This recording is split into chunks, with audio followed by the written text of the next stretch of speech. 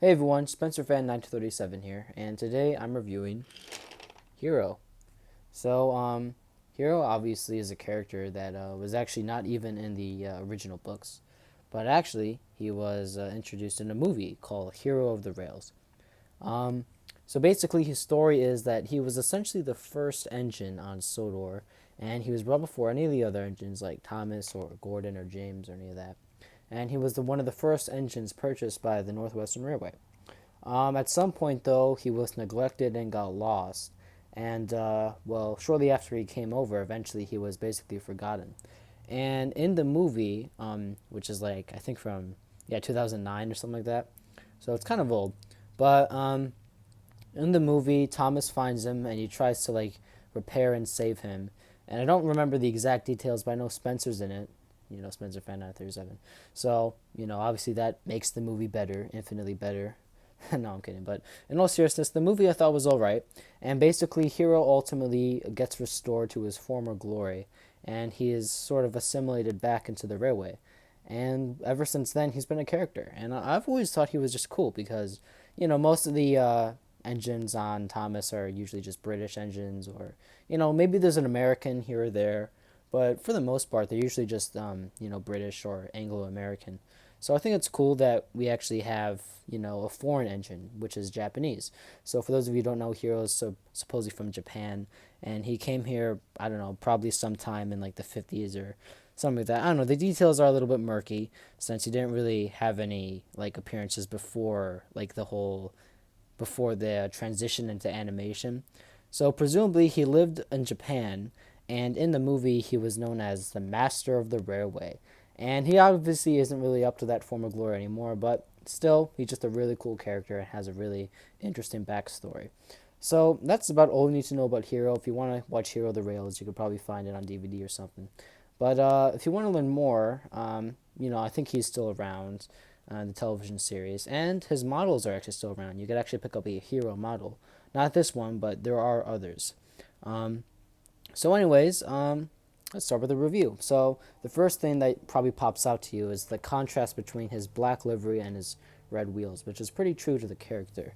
Let's just take a look at the engine itself. You see those kind of cool red wheels and some really nice details. I mean, the black and the gold, like the gold details, look really nice against the black, in my opinion. And you see his name there, Hero.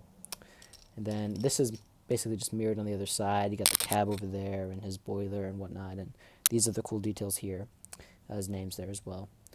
And you also have these smoke deflectors on the other side, on either side of his face, similar to Murdoch back there.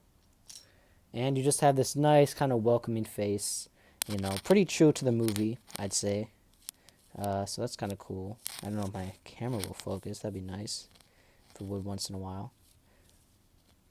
Maybe, maybe not. I don't know. But anyways, something else is he has like this cool light on top of him, and he has this plastic. Oh, there we go. He has like this plastic funnel, which I think actually looks pretty good. I know a lot of people don't like plastic, but to be honest, as long as it's not excessive, I don't really mind it. Typical bogies, kind of like uh, maracas or whatever. So it's kind of cool. On the bottom, it just says Hero, and let's see. The wheels should be dated 2009. Let's see here. Maybe you guys could see. Uh, yeah, 2003. Most of my engines are just dated 2003. I don't really know why, but in reality, maybe the wheels were made in 2003. But I'm pretty sure this item didn't really exist until 2009, which is when the movie came out. Anyways, when you look at the tender, it's pretty basic, but pretty nice. 51, which was his original number, probably on his Japanese railway. Nice typical coal, nice slant here, pretty cool. Typical tender. Here's tender on the bottom. So overall, I always just liked this model and thought it was cool. Definitely not a requirement, especially if you want to like just have a collection that's like the basic engines. But if you want more engines, like I don't know, Maldi or even Murdoch or something like that, like the newer engines, new as in a lot of these characters are like more than 10 years old at this point. But Hero was still relatively recent, and he was introduced in the animated era, so that's pretty new to me, in my opinion. As for the model history, I'm pretty sure this one was released in coordination with the movie Hero of the Rails. So it was presumably on stores around 2009, and it was around for a short while. And I think the model has been replaced a few times since then. One time in 2013. The only real difference was like his face looked like a little more chummy in my opinion, so I think this one is a little more serious. Um, then it changed again. That was actually on the shelves for a while. And then for those of you who remember that brief period when Thomas Wood was a thing, he also had a Thomas Wood model. It looked honestly just awful in my opinion. All of Thomas Wood was bad, but that's just me. Um, After that, that short-lived experiment failed, obviously, and now he's actually back. So, for those of you who don't know, Thomas Winter Railway has been like, I guess you could say like reincarnated in like this new form. It's not quite the same as it used to be, but I think just last year actually, I saw this like on Twitter. Hiro actually got like essentially a new model for the new line of Thomas Winter Railway. So it's kind of cool. It's not quite the same, obviously, but the wheels are different. His frame is slightly different. I know this is like elevated a little bit. And he just looks a little cooler, I guess. But to be honest, I always thought this model just looked really cool. I don't know why. Maybe it's just because you don't have many Japanese, really any foreign engines at all. Definitely not really much any Japanese engines.